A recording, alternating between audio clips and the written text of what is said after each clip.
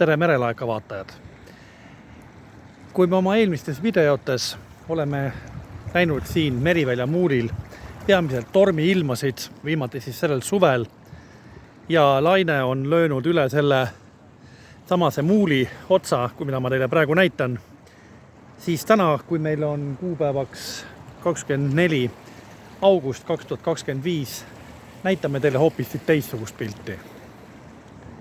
Te näete, et meri siin võib olla ka peaaegu täiesti peegelsile, tegelikult ongi isegi peegel. On tegelikult ka isegi rohkem olnud, aga praegusel hetkel on ta selline.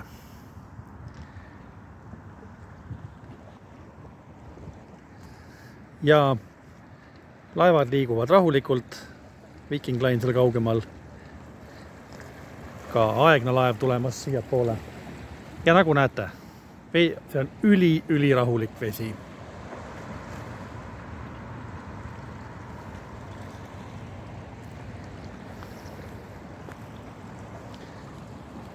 Ja veel 4. juuli paiku oli siin ikka päris kotorm. Ja vesi lõi üle selle samase kai otsa. Aga praegu siis on olukord selline. Aitäh vaatamast ja kohtumiseni uues videos.